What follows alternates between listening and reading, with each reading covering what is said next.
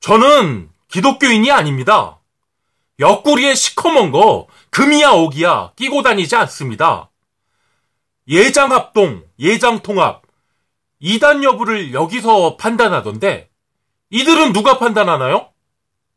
고민 없이 멍하니 예장합동, 예장통합, 기독교 세뇌이긴 도찐개찐이라 여겨지는 안타까움에 제가 꾸며낸 이야기를 해보고 있습니다. 허망한 논쟁과 비난과 광기로 시간을 잃어버린 모든 사람들에게 우리가 이미 가지고 있는 성경을 이야기하고 있습니다. 마돌 코리아의 너무도 많은 사람들이 이미 성경에 감염되어 있습니다. 제가 꾸며낸 이야기로 항체를 만들겠습니다. 예수께서 죽으면서까지 실천하셨던 사랑의 복음을 아름답게 가꾸어내고 싶습니다. 그 사명에 동참하실 선지자를 찾고 있습니다. 저는 기독교인이 아니기에 선지자로 할 수 없습니다. 예언을 선생님들께 전해드리는 예언자입니다. 제가 담당할 임무는 그것이고 선지자분들께서 생겨나셔야 합니다. 그렇게 제가 드리는 예언이 완성될 것입니다. 예수님 이름이 텅 비어있기에 예수로 담아봅니다. 복음이란 이름이 텅 비어있기에 복음으로 담아봅니다. 예언자의 꾸며낸 이야기로 땅에 글씨를 써봅니다. 여기 땅에 시민의 불복종이라고 써봅니다. 예수 없는 예수로 비난하지 마시고 복음 없는 복음으로 담아가지 마시기 바랍니다. 시민의 불복종, 1817년생 헨리 데이비드 소로께서 개념을 만드셨어요. 예. 그리고 1929년생 마틴 루터 킹. 근데 이분 40살도 안 돼서 죽으셨습니다. 예. 4월 4일. 인간은 부당한 법에 불복종할 도덕적 의무가 있다. 하지만 우리들은 시너시즘에 빠져 관심도 없습니다. 우리 시다바리들은 얼른 빨리 뒤져 천국에 가고 싶어 한다고 생각합니다. 쥐들은 이승에서 꿀만 빨고 우리는 저승 천국에 거기나 가서 호사를 누리라 합니다. 그러면 그렇게 하려면 지금 이승에서 좆뱅이 치고 말 안 해도 알겠죠? 학교에서 길들여지고 교회에서 심지어 드라마로 SNS로 세뇌당합니다. 이따위로 우리들이 머릿속이 가지런히 정리당한 터라 1.1핵도 흐트러뜨릴 수 없습니다. 이미 유전자 코드로 정해져 있습니다. 기득권은 세습되고 유전됩니다. 우리는 멍하니 1.1핵도 흐트러지지 않게 가지런히 세습되고 유전됩니다. 학교에서 교회에서 드라마로 SNS로 세뇌된 상태에서 윤회를 얘기하고 천국을 꿈꿉니다. 불편한 감정이 일어나도 지워버리고 신성축의 목적으로만 사용되는 인간성만을 중얼거립니다. 불멸의 행복을 중얼거립니다. 이렇게 중얼거리면서 현실을 외면합니다. 최면에 걸려 윤회에 속고 천국을 꿈꾸며 길들여진 대로 꿀을 모아서 아가리를 채우며 돈만 벌다 늙어갑니다. 예. 유전자 코드가 월등하신 아가리를 배불리 먹이고 돌봐주기 위해 십자군 전쟁을 준비합니다. 전쟁이라는 공연은 완전 매진의 대박입니다. 십자군 전쟁 퍼포먼스로 누군가 사륙당하고 착취당해도 그저 동영상 한 조각에 지나지 않습니다. 그에 비해 십자군 전쟁이라는 이름이 주는 만족감은 배돼지 창자 속을 편하게 해줍니다. 남들 얘기는 관심 없게 하고 편안히 조용히 아가리를 배불리 먹일 수 있습니다. 대표적 십자군 전쟁 나치즘, 패시즘 2차 세계대전인데 대도 않는 이유를 그렇게 공신력의 폭력에 난자를 당한 꼴이 되었던 우리 인류 역사가 있습니다. 이후 모든 나라의 헌법적 이념에 저항권을 넣어두고 있습니다. 우리나라 헌법에서는 4.19 민주 이념을 계승 이런 식으로 넣어놨습니다. 그러나 실제로 저항권이 공권력에게서 받은 사례는 아직까지 단 한 번도 없습니다. 실정법의 근거도 없고 오직 자연법에만 근거가 있는 저항권을 재판의 근거 규정으로 채용 적용할 수 없다. 이러며 김재규를 바로 죽여버렸습니다. 이렇게 대놓고 인정 안 합니다. 이런 세상에서 1929년생 마틴 루터 킹, 인간은 부당한 법에 불복종할 도덕적 의무가 있다. 허망한 외침입니다. 우리도 민주적 기본 질서가 침해당했다며 촛불이 저항권을 행사하여 대통령을 탄핵시켰다며 자뻑했는데 저항권은 인류 역사상 단 한 번도 공권력에게서 관찰되어진 적이 없습니다. 그들의 스케줄대로 진행되어 왔을 뿐입니다. 저항권은 내란이나 쿠데타로 몰려서 죽었습니다. 저항권은 단 한 번도 인정받은 적이 없습니다. 인정받지 못하는데 저항하며 헌신할 수는 없습니다. 내가 엎어버리겠다, 내가 탄핵시키겠다. 거짓말이고 이따위 저항권파리 약장사들이 주는 항생제로 정신승리만 하다가 기운 빠지면 시너시즘의 소시오패스 암덩어리만 커집니다. 이런 결론이 비극적이네요. 우리는 저항권을 따르지만 현실에서 그 가치를 실현낼 수 없다 하더라도 우리에게 저항권이 있었다는 것을 알고 살아가야 할 듯 싶어 유튜브에 꾸며낸 이야기로 남겨두어야 하겠습니다. 예. 현실에서 구현될 수 없는 일입니다.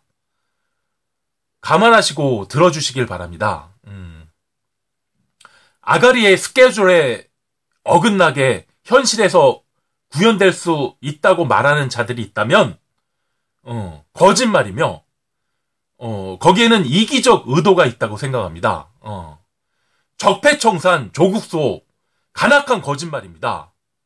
시너시즘만 만들고 똥물로 촛불을 꺼버렸습니다. 지금만 이랬던 게 아닙니다. 인류 역사 전체에서 천국을 만들기 위해서라며 시민의 불복종으로 꼬드겨 전쟁을 벌였습니다. 혁명이란 이름으로 불리고 천국을 만들기 위해서라고 기억됩니다. 따져보면 근데 아가리들 간의 스케줄 다툼으로 벌어진 판때기인데 시민의 불복종으로 꼬드겨 전쟁으로 몰고 갑니다. 우리는 부서지고 살아남은 자는 시너시즘을 안고 시들어갑니다. 아가리들이 스케줄을 맞추기 위해 천국을 만들어주고 지옥이라는 공포심으로 통제당합니다. 우리는 아무것도 모르고 멍청하게 적폐청산, 조국수호를 외쳤습니다. 두려움은 인간의 근원적 감정이고 모든 감정의 뿌리입니다. 그래서 우리 모두는 공포심으로 통제당합니다. 우리는 지옥에 빠진 그런 공포심으로 적폐청산, 조국수호를 외쳤습니다. 이뿐만이 아닙니다. 아가리의 스케줄대로 진행되게 하려고 천국을 만드는 수단이라며 질병과 재난도 서슴없이 질러댑니다. 코로나로 질러대고 하와이도 질러대고 병원을 폭격하며 천국을 만들기 위해서라고 설명합니다. 대단한 누군가의 말씀이 천국을 설명해 줍니다. 지옥의 공포심을 사람들이 외면하기라도 할까봐 서둘러 전쟁을 만들고 대단한 누구, 그는 이유를 우리에게 너무도 친절하게 설명해 줍니다. 우리 모두는 선전당하고 선동당하고 인민재판에서 살아남기 위해 부역하며 천국을 지켜냅니다. 지옥을 지켜냅니다. 모두 제가 꾸며낸 이야기라는 거, 시민의 불복종, 그 헌법적 가치를 아가리들은 어긋난 자기들의 스케줄을 맞추는데 우리를 꼬드기는데 활용하고 우리는 아가리들에게 사용되어 왔습니다. 우리에게는 천국을 만들기 위해서라고 설명해 주었습니다. 지옥의 공포심으로 인민재판에 끌려다니며 내가 천국을 지켜내야 한다고 세뇌받으며 우리들이 어긋난 스케줄이나 맞춰주고 지옥을 지켜내는 꼴이 됩니다. 시민의 불복종, 우리의 비극의 이야기입니다. 지옥을 지켜내는 이야기입니다. 이러한 고민을 가지고 1929년생 마틴 루터 킹, 인간은 부당한 법에 불복종할 도덕적 의무가 있다. 그에게로 가보겠습니다. 정치적인 연대를 가졌던 존 F 케네디가 63년에 총 맞아 죽고 마틴 루터 킹 64년 노벨 평화상을 받았습니다. 그것이 아가리들의 경고였는데 알아듣지 못하고 껄떡대다 68년 대통령 선거 그 무렵 총 맞아 죽은 빨갱이입니다. 아가리들은 이렇게 기억할 것입니다. 나에게는 꿈이 있습니다. 이렇게 시작된 연설, 피부색을 떠나서 미국인들이 굉장히 좋아하는 인물입니다. 1월 셋째 주 월요일을 공휴일로 지정해서 그를 추모합니다. 같은 흑인 여성이 칼로 가슴을 찔렀습니다. 그 이유가 빨갱이라서 찔렀다. 이겁니다. 시민의 불복종. 그 헌법적 가치를 이야기하는 모두가 빨갱이라서 칼에 찔려도 된다는 세뇌 작업을 전 세계적으로, 지금까지도 유행합니다.